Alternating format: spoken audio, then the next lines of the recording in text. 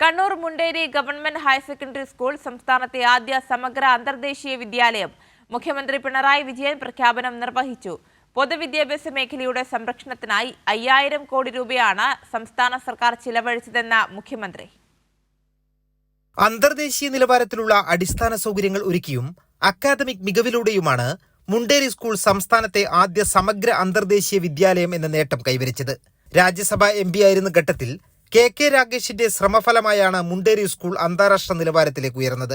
അത്യാധുനിക കെട്ടിട സമുച്ചയങ്ങൾ, ഇന്ററാക്റ്റീവ് ഫ്ലാറ്റ് പാനൽ സംവിധാനമുള്ള സ്മാർട്ട് ക്ലാസ് റൂമുകൾ, auditorium, planetarium, science exhibition centre, open air theatre, biodiversity park, digital library തുടങ്ങിയ സംവിധാനങ്ങൾ ഇവിടെയുണ്ട്. സാധാരണ ഒരു സ്കൂൾ എന്ന നിലയിൽ നിന്നും രാജ്യത്തിന് മാതൃകയാവുന്ന രീതിയിലുള്ള വികസനം ആർജിക്കാൻ കഴിഞ്ഞു എന്നതാണ് മുണ്ടേരി സ്കൂളിന്റെ പ്രത്യേകതയെന്ന് മുഖ്യമന്ത്രി പറഞ്ഞു. സാധാരണ നിലയിലുള്ള ഹയർ സെക്കൻഡറി സ്കൂൾ എന്നതിൽ നിന്നും മാറി നാടിനും രാജ്യത്തിനും മാതൃകയാക്കാവുന്ന രീതിയിലുള്ള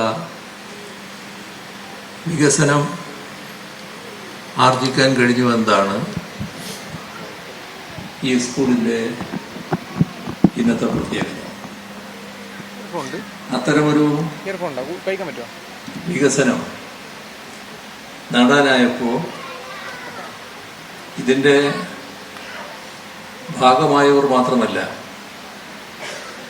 ഇതുമായി ബന്ധപ്പെട്ടവർ മാത്രമല്ല, ഇതിനെക്കുറിച്ച് അറിയുന്നവരും എല്ലാം നല്ലതുപോലെ സന്തോഷിക്കുക. പ്രഖ്യാപന ചടങ്ങിൽ മുദ്രാ വിദ്യാഭ്യാസ സമിതി ചെയർമാൻ മുൻ MP KK രാഗേഷ് അധ്യക്ഷത വഹിച്ചു. ജില്ലാ കളക്ടർ അരുൺ K വിജയൻ വിശിഷ്ടാതിഥിയായി. മുദ്രാ വിദ്യാഭ്യാസ സമിതി general convener PP Babu report അവതരിപ്പിച്ചു. കണ്ണൂർ ജില്ലാ panchayat president advocate Binoy Kurian, vice president T Shabna തുടങ്ങിയവർ പങ്കെടുത്തു. കൈരളി ന്യൂസ്, കണ്ണൂർ.